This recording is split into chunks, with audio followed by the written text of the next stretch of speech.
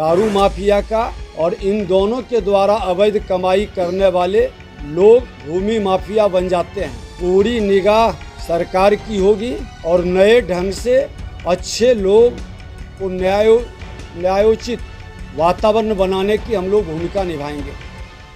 जीते स्कूटी जीते कार। जी आपने सही सुना। लक्ष्मी ज्वेलर्स कटिहार से कृष्णा डायमंड ज्वेलरी खरीदें, लकी ड्रॉ में पार्टिसिपेट करें और कार और स्कूटी जीतने का मौका पाएं। साथ ही 25% तक की छूट पाएं सोने और चांदी के जेवर की बनाई पे और हीरे की वैल्यू पे। Lakshmi jewellers, Lakshmi complex, doctor Rajendra Prasad Path, Katihar. नमस्कार, आप देख रहे हैं BMW न्यूज बिहार। इन दिनों देश की राजधानी में अरावली पर्वत को लेकर एक बहस छिड़ी हुई है। पर्यावरण को के दृष्टिकोण से राजस्थान से लेकर दिल्ली तक अरावली की ही बातें चल रही हैं।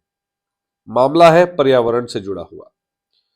सुप्रीम कोर्ट के एक आदेशानुसार 100 फीट से ऊपर की जो पर्वतमाला है, जो पहाड़ी है, उसे ही अरावली का दर्जा दिया जाएगा, उसे ही पर्वत का दर्जा दिया जाएगा, पहाड़ी का दर्जा दिया जाएगा।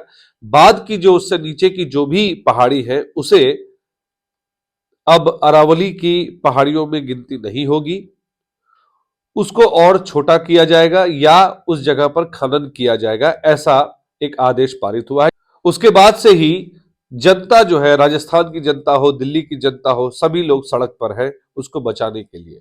पर्यावरण के लिए कितने जागरूक है ये लोग, ये दर्शाता है। लेकिन थोड़ी देर के लिए आपको अरावली से बिहार लेके चलते हैं। बिहार का मनिहारी प्रखंड।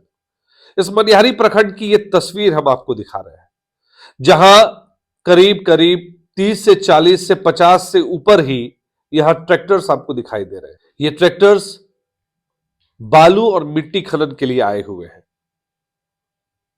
और ये पर्यावरण के लिए हानिकारक है। लेकिन मनिहारी की जनता, कटिहार की जनता को जरा सा भी फर्क नहीं है। अब ये अरावली का जिक्र हमने इसलिए किया क्योंकि एक तरफ जहां अरावली को बचाने के लिए लोग सड़कों पर उतर आए हैं, वहीं इन मनिहारी में जो अवैध खनन हो रहे हैं, मिट्टी खनन हो रहे हैं, बालू खनन हो रहे हैं, इसको लेकर अभी तक सड़कों पर लोग नहीं दिख रहे हैं। उन्हें पर्यावरण की चिंता ही नहीं है। तो ये दिखाता है कि कैसे विरोधाभास है, या यूं कहें कि जानकारी ही नहीं है पर्यावरण को बचाने को लेकर। इस तस्वीर को अपने कैमरे में हमारे संवाददाता सनोवर ने कैद किया। यह अवैध खनन हो रहा था।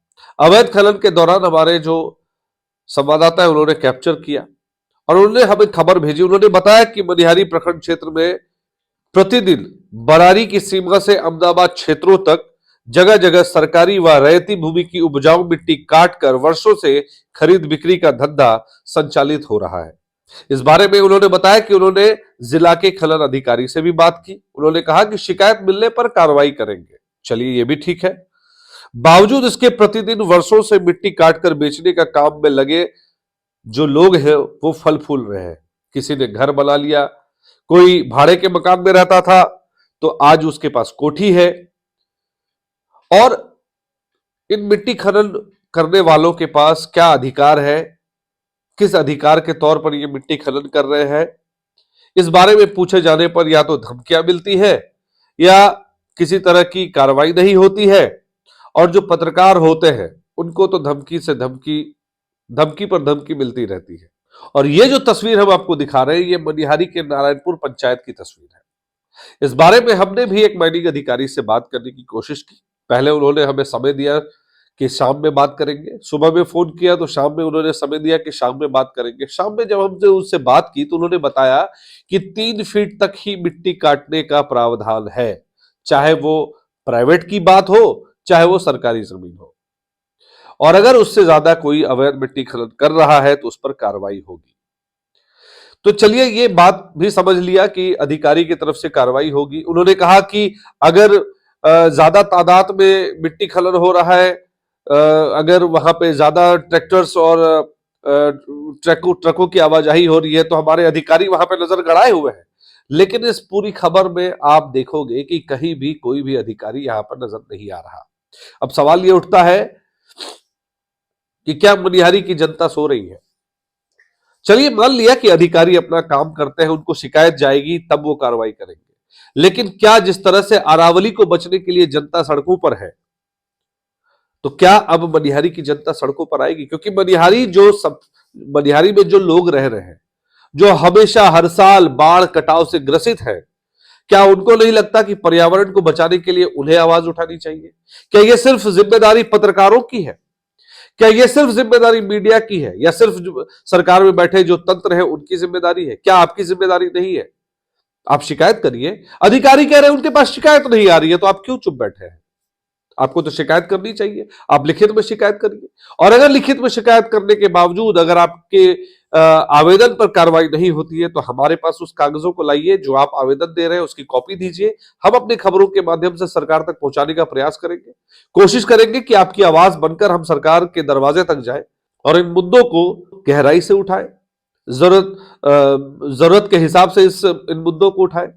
लेकिन सवाल यह उठता है कि क्या आप जागरूक हैं?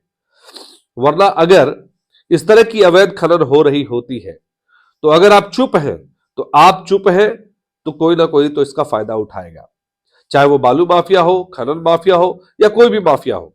इस तरह के अवैध खनन से न सिर्फ पर्यावरण को नुकसान पहुंचता है, बल्कि आम जीवन पर भी असर पड़ता है। देखिए, अवैध खनन करने वाले जो लोग होते हैं उनका कुछ नहीं जाता, उन्हें सिर्फ पैसों से मतलब है। लेकिन मैं उनसे भी एक बात कहना चाहूंगा जो हमारी इस खबर को देख रहे हैं, कि क्या पर्यावरण के मारे आप नहीं हैं? आज कोरोना काल में जिन लोगों ने अपनों को खोया, कुछ लोगों को ऑक्सीजन की कमी हो गई, और भी बहुत सारे कारण रहे, अपनों से दूर हो गए। मुझे तो नहीं लगता कि ऐसा कोई भी घर होगा जिसमें कोरोना की दस्तक ना गई हो, कोरोना ने दस्तक नहीं दी हो। उसमें खनन माफिया भी हो सकते हैं, बालू माफिया भी हो सकते हैं, वहां तक भी कोरोना ने दस्तक दी होगी।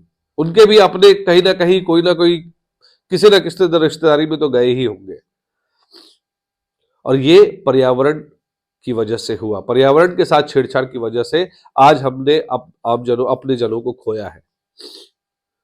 आपको लगता है कि आज आप अवैध खनन करके, अवैध मिट्टी खनन करके पैसा कमा लेंगे, लेकिन उन पैसों का क्या जब आपको ऑक्सीजन लेने के लिए एक्स्ट्रा पैसे खर्चे करने पड़ रहे हैं? कालाबाजारी हो रही थी उस समय, बहुत सारे ऐसे लोग थे जो कालाबाजारी में संलिप्त थे, अपनों ने अपनों का साथ छोड़ दिया। खैर, ये तो दूसरी बात हो गई, लेकिन पर्यावरण से खिलवाड़ करने की एक बड़ी वजह कोरोना दिखाती है कि कोरोना किस तरह से, हमने अगर पर्यावरण के साथ खिलवाड़ ना किया होता तो आज शायद कोरोना हमारे घरों में दस्तक अगर दे भी देती तो हम अपने आप को बचा लेते। तो ये एक विषयांतर बात हो गई, इस पर हम नहीं जाते। लेकिन क्या मनिहारी के लोग से मेरा सवाल है कि क्या आपके घरों में हर साल बाढ़ आती है?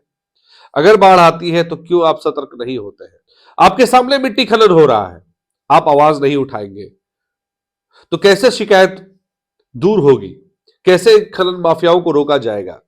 क्या सिर्फ जिम्मेदारी पत्रकारों की है?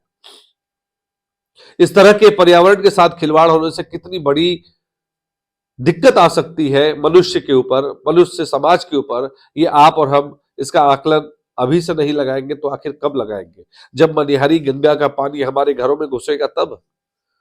ये बड़ा सवाल है, और सबसे बड़ा सवाल यह है कि आखिर में इन सब का जिम्मेदार कौन है? हम अधिकारियों से बात करते हो, अधिकारी कहते हैं कि शिकायत आएगी तो उस पर कार्रवाई होगी।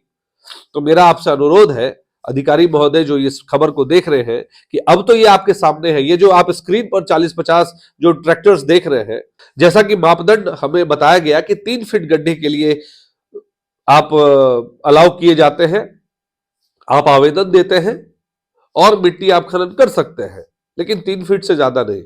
तो क्या आपको लगता है कि 40-50 ट्रैक्टर सिर्फ 3 फीट ही गड्ढा करेंगे?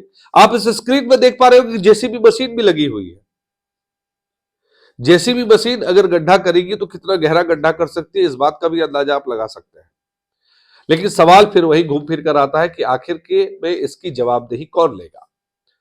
खनन अधिकारी कहते हैं कि हमारे पास शिकायत नहीं आती है, लेकिन अब उनसे अनुरोध है कि हमारे इस खबर के माध्यम से अगर आप तक ये जानकारी पहुंची है तो आप इस पर कार्रवाई करें, क्योंकि पर्यावरण से न सिर्फ हम, आप, बल्कि पूरा समाज, पूरा देश इससे जूझ रहा है।